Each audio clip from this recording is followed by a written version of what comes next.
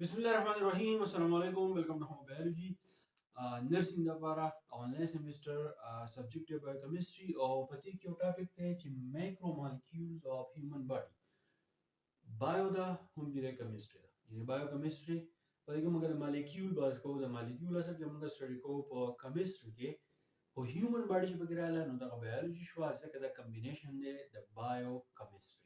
ځکه ته بایوکیمستري ویل کېږي مالیکول دوه قسم دي یو مایکرومالیکول دی دلته دی مطلب دا دی هغه مالیکول چې دا غي زموږ جسم د ضرورت ته په لږ مقدار باندې خو مایکرومالیکول یا موږ داسې هم ویلی شو چې هغه مالیکول چې هغه چې دی غټي مطلب دا دی موږ په ډیر مقدار باندې چې دی ضرورت یې هغه ته موږ مایکرومالیکول چې دی هغه وایو دا ډیر شی دي او سلور دي ما راغستي تاسو به واورئ تاسو چې کلاس 10 کیمستري کې د دې په اړه کې تفصیل باندې ویلي کپرس کا تاسو ته یاد دي که تاسو تفصیل باندې ویلې دلته به وایي زه یو لکشن ټچ وکوم چې تاسو پوه شئ نو په دې کې آنلاین دی کاربوهایډریټ موږ دې ته وایو موږ ته یو غذایت دی موږ ته د خوراک نه ملاويږي دې ته موږ نشاستهدار غذا چې دی هغه ته هم ویلی شو زیاتره زموږ دا کانسپټ دی چې کاربوهایډریټ چې د هغه سيزونو کې چې کم سي زموږ سره ډیر زیات خوږي خو کاربوهایډریټ چې دی پرایمری سورس اف انرژي کله چې تاسو خوراک کوئ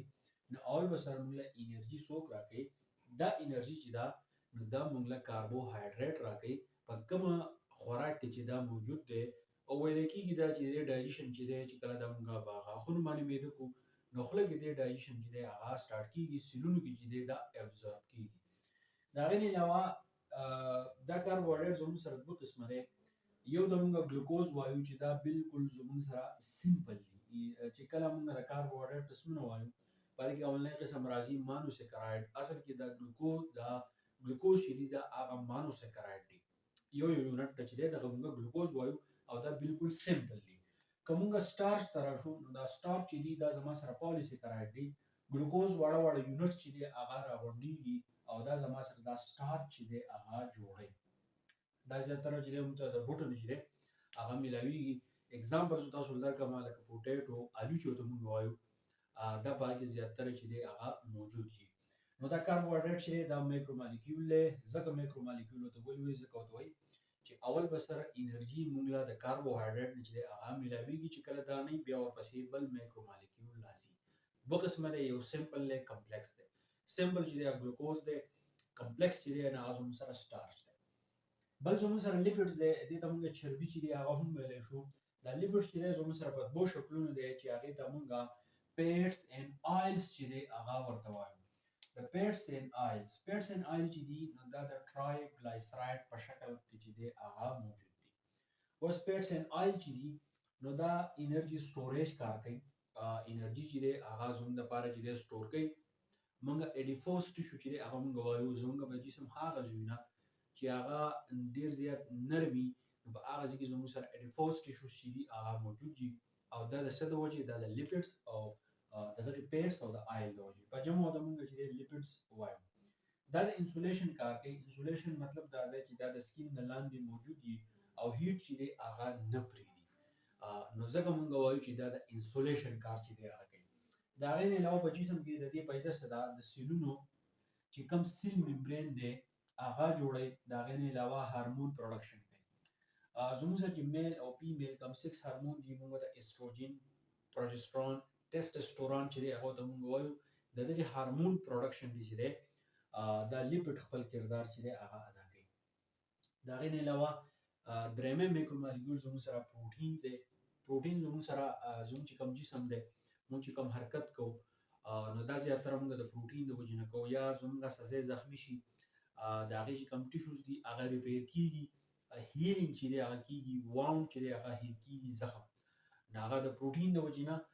زموږ سره چې کم ټیشوز دي هغه جوړیږي یعنی دا هغه بلډینګ کوي ټیشو مطلب دا ټیشوز چې هغه جوړي او چې کله دغه کې نقصان راشي ډیمیج شي نو دا هغه ریپیرینګ چې دی هغه هم دغه پروتین کوي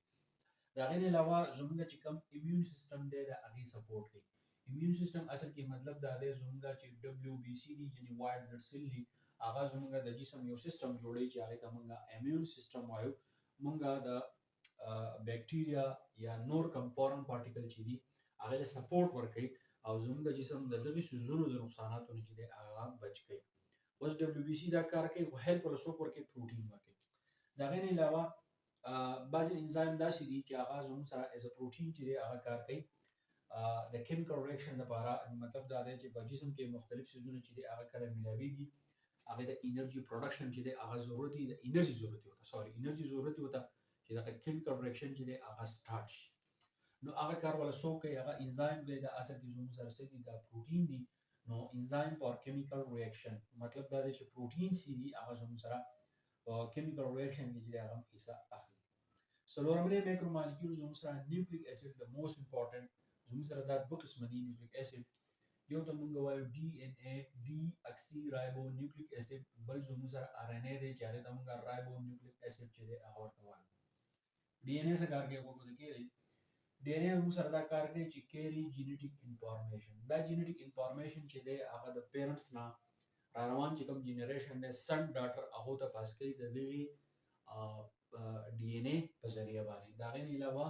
ار ان اے زموږ سره څه کار کوي چې کوم پروټین سینتھیسس دي یعنی پروټین جوړول دي په جسم کې نیچرل پروسس باندې نو باندې کې رایبو نیوکلیک اسید چې دی هغه کار کوي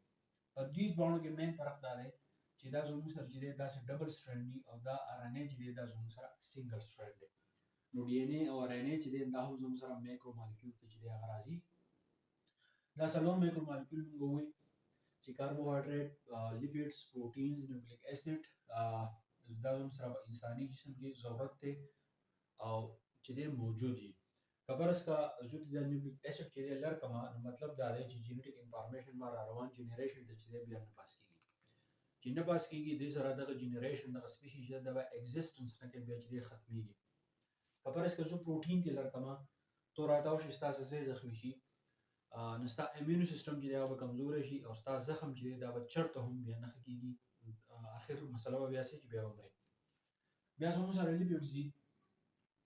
انګه پرس کا انسولیشن دا زموږ سره نه کوي نو په جسم کې به هیټ چې هغه به څنګه ډیریږي هیټ چې هغه زموږ سره د ډایجیشن لپاره چې ضروری دی کوم خوراک چې تاسو خورئ د غیر هضمي لپاره ضروری دی نو چې انسولیشن زموږ سره نه کیږي دغه هیټ به د کوم ځای راځي تاسو خوراک چې دی هغه بیا نه ډایجست کیږي شو کبرس کا سیل سیل ممبرین نه جوړیږي نو دې مثال دا شو لکه تو کمره جوړ کی او دیوال نه دی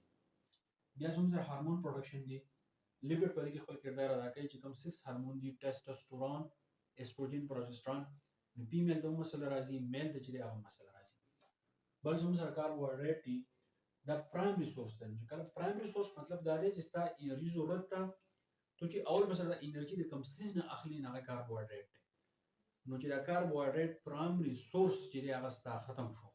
نو بیا چې دی بیا وسه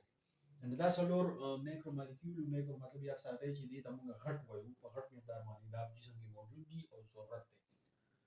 نو بایوکیمستري کې په یونټ نمبر 2 کې دا اخري ټاپیکو بیا چې ان شاء الله تاسو ته یونټ نمبر 3 چې دی هغه شروع کوم کله چې مشکلې په کمنټ کې ماته وایي خو کوشش کوئ چې نور ملګرو سره تاسو دا ویډیو چې ضرور شیر کړئ ثانک یو